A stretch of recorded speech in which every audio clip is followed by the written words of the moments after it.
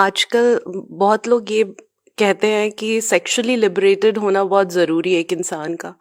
आप इस पे ज़रा प्लीज़ कुछ कहना। नहीं, सेक्सुअली लिबरेटेड जैसा कुछ होता नहीं है। बंधन सेक्स पर नहीं होते, बंधन मन पर होते हैं।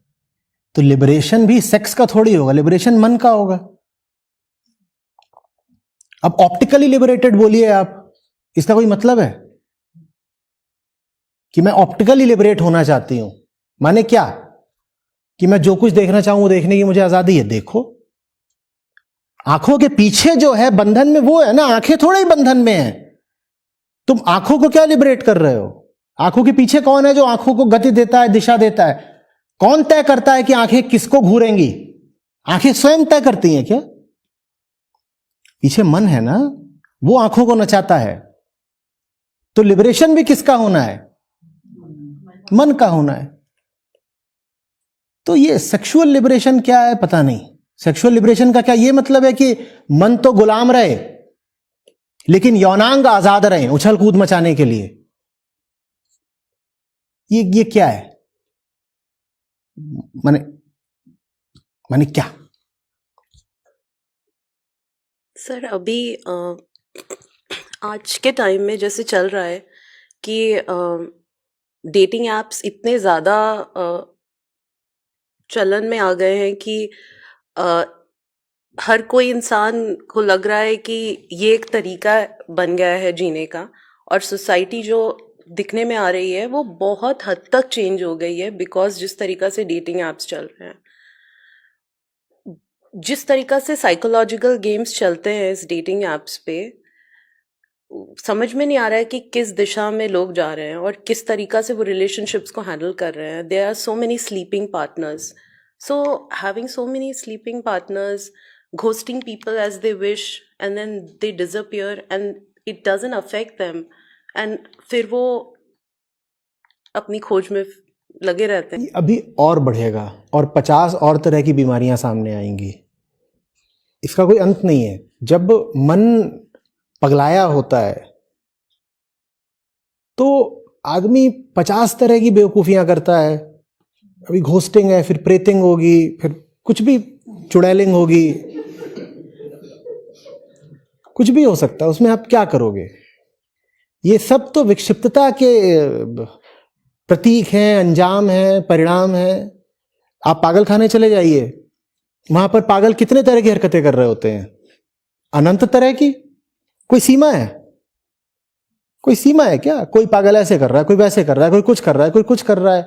तो वैसे ही जब आप पागल होते हो, विक्षिप्त होते हो अंदर से, तो ये जो आपकी रिलेशनशिप्स होती हैं, हाँ, खासतौर पर जो दूसरे बात होती हैं आपकी और सेक्सुअल रिलेशनशिप्स होती हैं, उसमें भी आपका पागलपन दिखाई पड़ता है। हर तरह की फेटिश दिखाई पड़ती है और फियर दिखाई पड़ते हैं। तो इसमें ऐसा नहीं कि कुछ एकदम विशेषकर सिर्फ सेक्सुअल फील्ड में ही हो रहा है।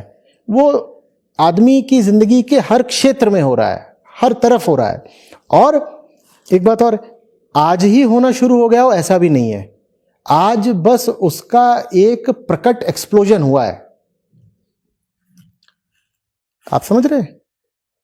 जहां पर अभी ये एप्स नहीं भी पहुंचे हैं, वहां आपको क्या लग रहा है कि सेक्सुअल उबाल कुछ कम है क्या? उस दिन किसी ने टीवी पर लगा दिया, कुछ था, क्या था, बंगले में है भाभी जी, कुछ भाभी जी घर पे रहे, कुछ ये सब। अब उसमें जो कुछ हो रहा है वो पूरी तरह से यौन कुंठा का ही तो प्रदर्शन है। यौन कुंठा समझती है? Sexual frustration. हाँ, उसमें कपड़े नहीं उतारे जा रहे, उसमें जो पात्र हैं सब वो कपड़े पूरे पहने हुए हैं, लेकिन एक एक बात, एक एक कदम, एक एक निगाह, वो क्या है? वो यौन कुंठा का ही प्रदर्शन है। और ये पहले से चला आ रहा है, बस अभी उसका एक विस्फोट, प्रकट विस्फोट हो गया है। क्योंकि ये जो पीढ़ी है ये छुपा नहीं रही है कुछ चीजों को, ये गंदगी को सीधे सीधे दिखा दे रही है। पर वो गंदगी बहुत समय से चली आ रही है। वो बहुत समय से इसलिए चली आ रही है क्योंकि धर्म को बहुत समय से पुनर्जागरण की जरूरत थी जो धर्म को मिला नहीं है। ये मत सोचिएगा कि हमसे पहले की पीढ़ियां बहुत अच्छी थीं, बहुत संस्कारी थीं, काम सारे यही वहां भी थे, पर छुप छुप के थे, और डर बहुत लगता था तो कम होते थे, पर भीतर वासनाएं वही थीं, सब वही करना चाहते थे। अब होने लग गया है वो जो लोग पहले करना चाहते थे। आप समझ रहे हो? और वो हमेशा होता ही रहेगा, हर जगह पर, हर युग में होता रहेगा जहां अध्यात्म गायब होगा। अध्यात्म गायब हुआ नहीं कि आप कहीं ना कहीं तो राहत खोजने की कोशिश करोगे ना, और राहत फिर आप कहां खोजते हो? दूसरे के जिस्म में, कि यहीं पर घुस जाओ, क्या पता यहां पर थोड़ा ठंडक मिल जाए। समझ रही हैं? तो ये, और अब उसमें और आप गहरे जाओगे तो और आपको दिखाई देगा कि अगर अध्यात्म नहीं तो सेक्स ही क्यों? क्योंकि अगर आत्मा नहीं तो प्रकृति। इसलिए अगर आप आत्मा की ओर नहीं बढ़ रहे हो तो और ठिकाना क्या है आपके पास? आप प्रकृति के घोंसले में जाकर के मुंह दे दोगे, अंडे देने लगोगे। इन दो के अलावा कोई ठिकाना होता नहीं ना, हम क्योंकि दो ही हैं, कुछ तीसरा है नहीं हम में, हम दो हैं, या तो शरीर या फिर चेतना। अगर हमारे पास प्लेजर्स ऑफ कॉन्शियसनेस नहीं है तो हम प्लेजर्स ऑफ बॉडी की तरफ भागेंगे, क्योंकि प्लेजर सीकिंग तो हम हैं ही। हमें कहा जाता है ना, हम आनंद धर्मा है, जॉय इज अवर नेचर। आनंद तो हमें चाहिए ही चाहिए, और हम दो हैं, या तो चेतना नहीं तो शरीर। अगर चेतना का जो आनंद है वो हमें मिल ही नहीं रहा, तो फिर आनंद की कमी को हम पूरा करते हैं शरीरों से लिपट करके कि यहां क्या पता कुछ आनंद मिल जाए, मौज मजा मिल जाए। वो मिलता है नहीं वहां, क्योंकि हमें चाहिए है एक ऊंचा आनंद। शरीर से भी मिल जाता है, लेकिन वो शरीर से जो मिलता है वो एक बहुत निचली चीज होती है, उसको आनंद बोल भी नहीं सकते। वो ऐसा सही है कि खुजली को ऐसे रगड़ दिया, थोड़ी देर के राहत मिल गई, फिर बाद में फिर खुजाना शुरू कर दोगे। समझ रही हैं? तो अभी तो आगे आगे देखिए होता है क्या। हर क्षेत्र में, हर रिश्ते में, घर में, दफ्तर में, होटल में, सड़क में, बाजार में, हर जगह हर तरह की विक्षिप्तता आपको दिखाई देगी। एकदम खुला पागलपन। जैसे जैसे आत्मज्ञान और अध्यात्म नीचे आएंगे वैसे वैसे आदमी का पागलपन ऊंचाइयां छुएगा। सर, अगर थोड़े से और खुल के पूछ सकूं, अनुमति हो तो। हाँ बोलिए बोलिए। किसी ने बहुत लूजली एक टर्म यूज करी थी कि ये डेटिंग साइट्स है क्या? It's a open prostitution where in you are not getting paid, where is prostitution में यू गेट पेड, लेकिन डेटिंग साइट में हो क्या रहा है? तो ये एक बहुत ही पिनिंग सवाल है, और how to deal with it? नहीं, हम ऐसे करते हैं जैसे कि प्रोस्टिट्यूशन कोई बहुत दूर का शब्द हो, तो कहते हैं छी छी छी छी छी। चलिए प्रोस्टिट्यूशन को पहले परिभाषित करते हैं।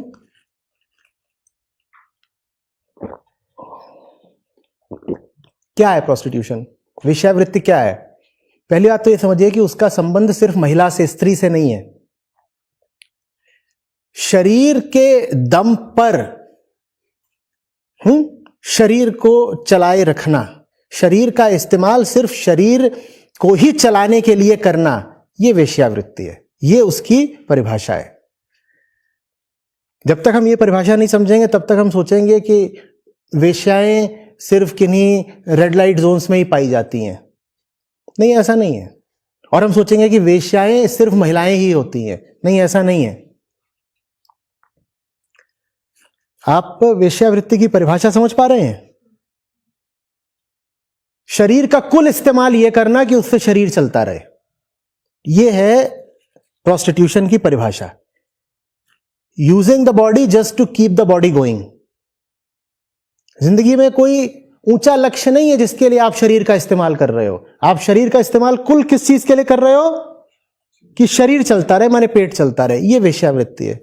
अब बताइए, वेश्यावृत्ति बहुत दूर की, बहुत अनजानी बात है, कोई ऐसी बात है जो रेड लाइट जोन की कुछ स्त्रियों तक ही सीमित है, या वेश्यावृत्ति ऑल परवेसिव है, सर्वव्यापक है, हर तरफ है? बोलिए। सबसे पहले तो हमें यह कहना बंद करना चाहिए कि महिलाएं ही वेश्याएं होती हैं। पुरुषों में वेश्यावृत्ति बराबर की है। जो ही व्यक्ति जीवन में कोई ऊंचा उद्देश्य नहीं जानता, जिसके पास शरीर का बस एक इस्तेमाल है कि शरीर किसी को दो ताकि वो तुम्हें पैसा दे दे, वो वेश्या है। तुम अपना शरीर किसी की सेवा में लगा रहे हो ताकि वो व्यक्ति तुम्हें पैसा दे दे, ये प्रोस्टिट्यूशन है। ये प्रोस्टिट्यूशन की असली परिभाषा है। समझ रहे? तो जब चारों तरफ व्याप्त है वेश्यावृत्ति, तो उन डेटिंग एप्स पर भी चल रही है, ताज्जुब क्या? जब हर तरफ चल रही है तो डेटिंग एप्स पर भी चल रही है। हम क्यों सोच रहे हैं कि सिर्फ किन्हीं गंदी छीछी वाली जगहों पर, कोठों पर चलती है? हर जगह चल रही है। बाजारों में, दुकानों में, सड़कों पे, घरों में, हर जगह चल रही है। दफ्तरों में, हर जगह चल रही है।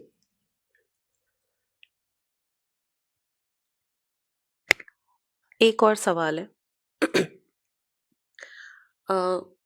ऐसे ही किसी से डिस्कशन हो रहा था तो बताया गया कि गुड़गांव में एक्स्ट्रा मैरिटल अफेयर्स बहुत ज़्यादा प्रेवलेंट है। वो शहर में मतलब everyone is sleeping around with everyone. और कुछ टाइम पहले ही सुप्रीम कोर्ट ने भी ये लॉ निकाल दी कि it is no more civil crime, it could be a criminal crime, but on the basis of that आप डिवोर्स को फाइल करके ये नहीं कह सकते हो कि it is a civil it is a civil punishment.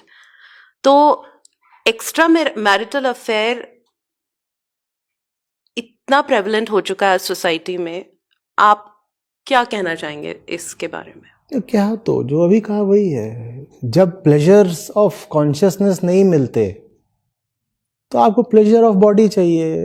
आपको जहां मिलेगा वहीं घुस जाएंगे और तरह तरह से खोजने की कोशिश करेंगे, इधर भी उधर भी। आपकी मजबूरी बन जाएगी ना, एक तरह का नशा है, ड्रग्स हैं।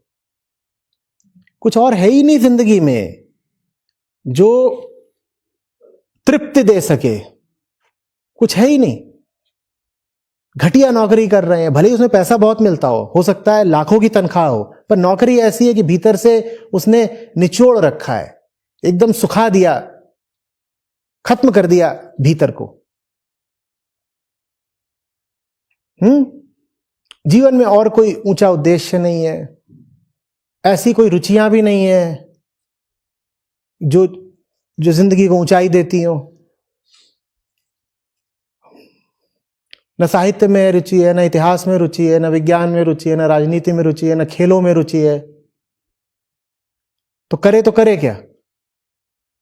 ये भी श्रीमान जी ऐसे ही हैं, इनकी पत्नी भी ऐसी ही है, दोनों ऐसे ही एक जैसे हैं, बिल्कुल एक सूखा हुआ जोड़ा, जिसके पास रुपया पैसा हो सकता है खूब हो, लेकिन आंतरिक तौर पर क्या है? सिर्फ शुष्कता, रेगिस्तान है एक। तो फिर ये दोनों मजबूर होकर के अपना, पहले भी था ऐसा ही हाल, लेकिन पहले डर बहुत था तो कम से कम खुलेआम नहीं कर पाते थे, अब खुलेआम चल रहा है।